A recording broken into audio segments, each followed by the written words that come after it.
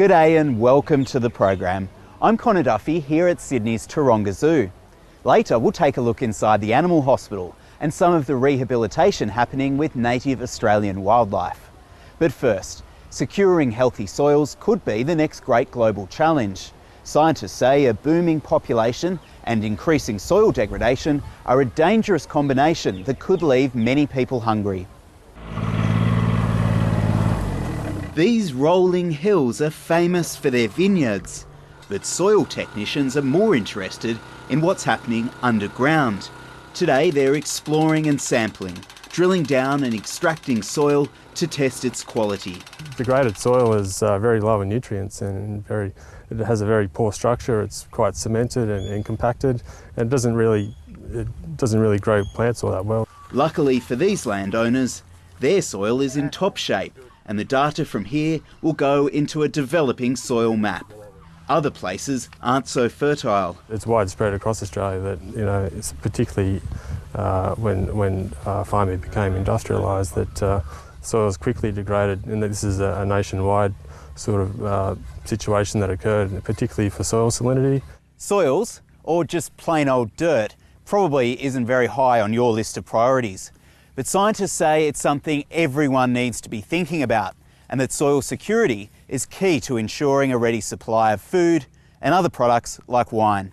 Researchers from all around the world are in town for an international symposium run by the University of Sydney and the US Studies Centre. We have global policies on many things, particular climate change, biodiversity protection. We really need a global soil policy.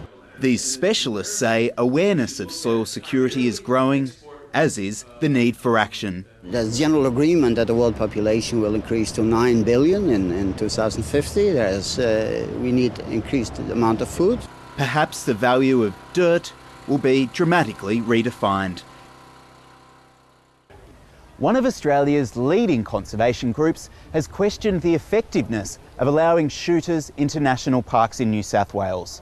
Now the Invasive Species Council has been backed by a professional animal trapper of 40 years' experience who claims hunters will make his job of controlling feral animals more difficult. Last month, the New South Wales Parliament gave recreational hunters access to 79 parks and nature reserves. John Stewart reports. Boots has been trapping feral animals for 40 years. He's spent a lifetime perfecting the art of tracking and catching wild dogs, pigs, goats, deer, foxes, rabbits and cats. Boots works for farmers, the forestry industry, national parks and local councils. He and his dog Ripper spend most of the year camped out in the bush, tracking down pests and reducing feral animal numbers. At the moment, he's looking for wild dogs. There's nothing smarter in the bush than a wild dog. They're extremely clever. They learn very fast. Like once they get to know you and they know what's going on, mate, it can cost you a huge amount of time to try and catch them. News that thousands of recreational hunters are about to fan out through New South Wales national parks and nature reserves is a major concern for Boots. He says the new shooters will make his work far more difficult. We've set up off what sign we've found from the wild dogs, and then we'll set our traps accordingly, and then they'll come along and just their presence there and their scent, the dog will come along and go, oh, what's going on here? And he'll dodge off that track and go to another track. And then you'll find they won't use the same path. So then we've got to try and find where they're going all over again, which is not an easy process. Boots is not only concerned about scent from recreational shooters. He's also worried that hunters will spread feral animal populations, making them harder to catch. Mostly wild dogs and probably deer. Like pigs are scattered pretty well, now on most land tenure. But wild dogs, they'll definitely disperse them. They'll be a major problem. And deer also. The New South Wales Game Council says that during the past 7 years, recreational hunters have killed more than 73,000 feral animals on public lands throughout the state, and rejects claims that hunters are scaring off wild dogs. The fact that anyone is on a piece of public land, whether it be a bushwalker, a pushbike rider, motorbike rider, truffle hunter, If we're going to use that argument, then we would be completely shutting our state forest to every single person that goes in there so that the person can remove a wild dog. Conservation body the Invasive Species Council is critical of allowing recreational hunters into national parks and says that shooting is often not appropriate. For some species you wouldn't even do any shooting and you would be focusing on baiting and trapping. So it's quite a sophisticated and scientific-based method that the land managers across Australia in national parks, state forest and on private land are already adopting. And there is very little dispute about how that should happen. The program run by the Game Council defies that thinking, and their hunting is very dispersed. It doesn't aim to get the numbers down significantly, and it relies entirely on shooting, and they're the flaws in the system. And I think the Invasive Species Council is completely wrong in what they're saying, because there is no research that anyone has ever conducted over a large-scale area using volunteer conservation hunters to prove that it does not have an impact. Boots believes there'll still be plenty of work for him and Ripper as shooters find new hunting grounds.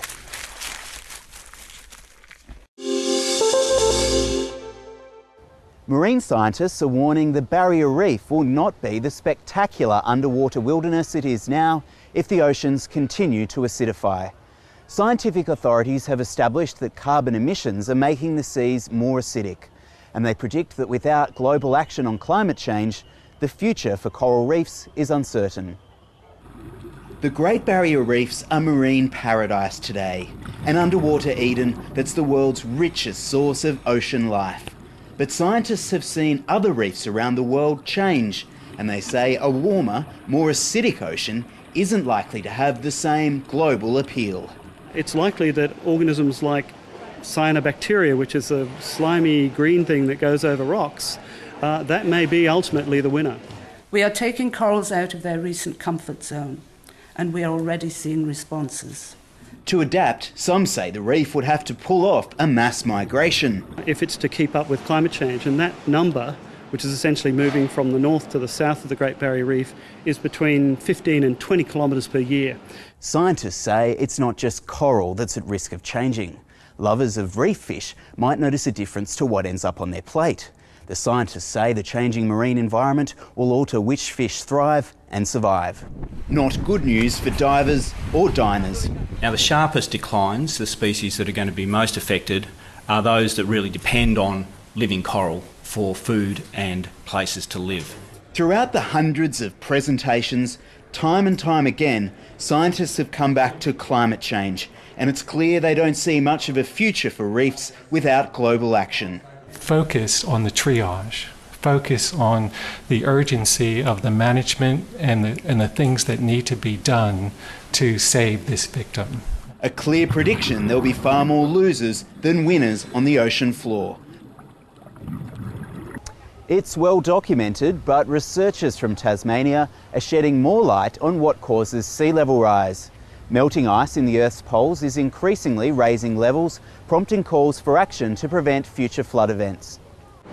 It's the latest snapshot on the controversial topic of sea level rise, and it doesn't make pleasant reading. We've probably got something like 0.5 metre of sea level rise will happen whatever we do within the next millennia or so. Scientists at the Antarctic Climate and Ecosystems Cooperative Research Centre have compiled 10 years of peer-reviewed research, providing a clearer picture on what's happening in the oceans. We've got long enough record to clearly say that Greenland's losing ice, that ice is adding to sea level rise, and that West Antarctica in particular is also losing ice. Melting ice is now contributing twice as much to rising levels as thermal expansion caused by ocean warming. It's now becoming a greater cause of the rate of change.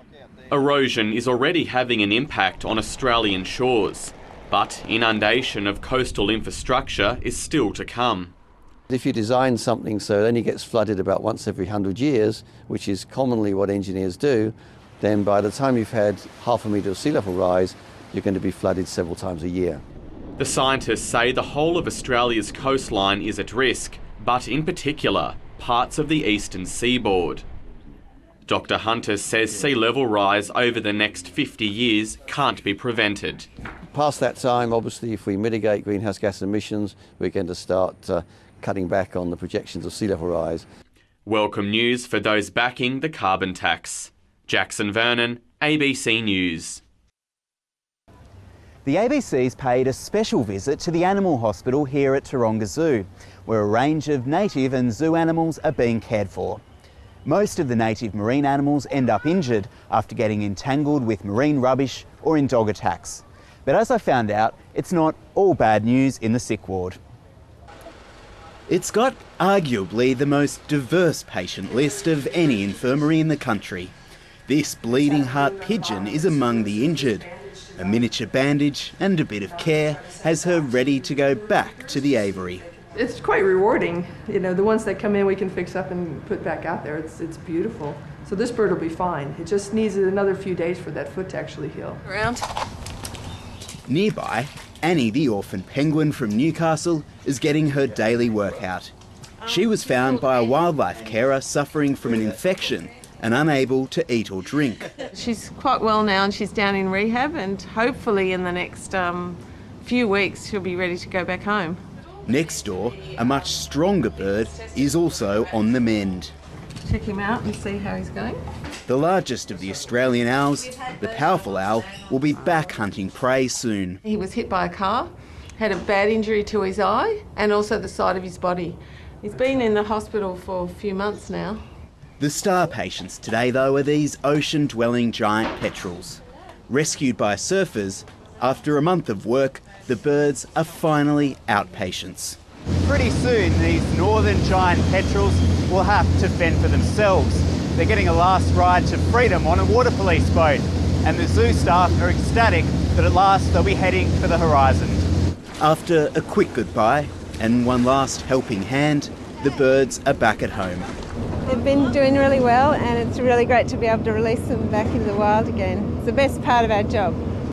The birds seem pleased as well. And that's all for this edition of the program. Don't forget you can get all your environment news in one place at abc.net.au/environment or follow me on Twitter. Just search for Conor Duffy News. See you next time.